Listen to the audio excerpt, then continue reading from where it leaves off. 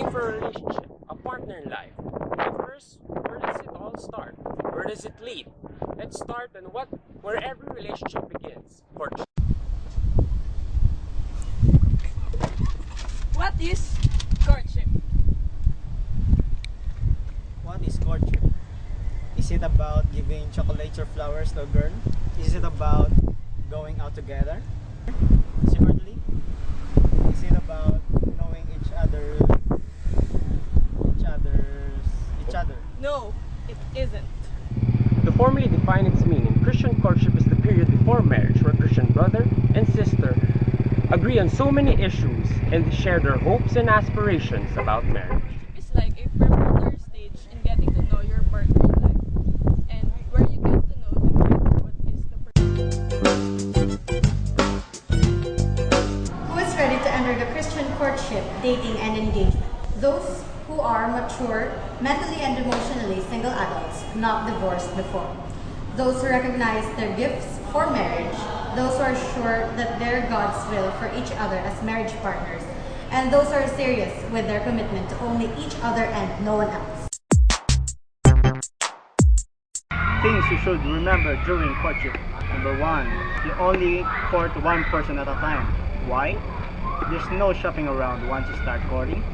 Number 2, the man pursues the woman. The man initiates the friendship, the talk, and even approaches his and the woman's parents for their blessings. But if you girl want to court a guy, there's no harm in trying. Number 3, families and communities are central. Courtship are always conducted by publicity and with the approval of both party parents. Number 4, group activities are encouraged. The goal is to help the couple get to know each other on a friendship level before getting romantic.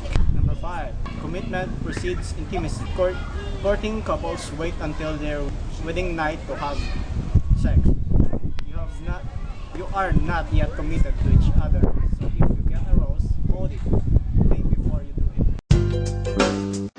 In Philippine culture, courtship is far more subdued and indirect, unlike in some Western societies. A man who is interested in courting a woman has to be discreet and friendly at first, in order not to be seen as too fresco or mayabang. Friendly dates are often the starting point, often with a group of other friends. Later, couples may go out on their own, but this is still to be done discreetly. If the couple has decided to come out in the open about the romance, they will tell their family and friends as well. There are also cases where the guy will do the harana or rather ask the permission of the parents. But in modern times, I think it is still practiced in some places and in other well-modernized cities, it is kind of shallow. Usually, Filipino girls would be mahinhin and shy when being courted. Now there's a difference between the past and the present. Be free enough to seek for pastoral advice from married couple and church leaders. Observe marriage couples and their Christian marriage lifestyle and family life. Learn more about each other in communication, working life, ministry, and family background. Learn to understand and accept each other's personal differences. Learn to complement each other.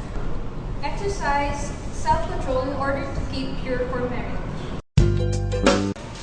Don't ever be exclusive and relating only with each other all the time. Do not plan to isolate yourselves in dark or solitary places where you can easily be tempted. Do not give your passions to abuse your bodies for sexual sin. Example, premarital sex. No, no, no. Do not watch movies of rated R nature. In dressing, do not wear mini skirts as this so much, very much, over much short and very vulgar clothes, because you will be tempted with each other. When visiting a girl's home or even a guy's home, keep away from your room, especially when there is no one at home. Rule number 1. Listen to your gut. Whether you're on a date, communicating with someone you meet online, or flirting with a cutie you meet in the flesh, it's important to pay attention and listen to your gut. Rule number 2. Pay attention to red flags. Like those internal alarms that alert you to your gut feelings, you also have an alarm system to alert you to red flags. Rule number 3. Actions speak louder than words. By paying attention and screening out potential partners whose actions don't match their words, You cut down on wasted dating time and make it that much easier to attract potential partners worth your time and energy. Rule number 4, don't play games. Do what you say you're going to do and be honest when the other person asks if you'd like to go out again. By being honest and letting them down easy, you avoid playing games. Expect the same in return.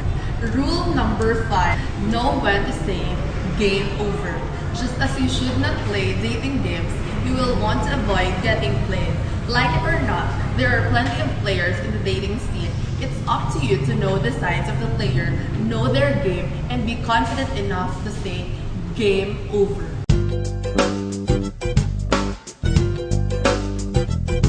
Courtship in the end leads to dating and engagement when you find your partner. Sometimes, God calls people not to marry at all and give them a vocation in their life. Courtship is a serious matter and yet a joyful one. Enter prayerfully, not playfully. Share the gospel and God's word as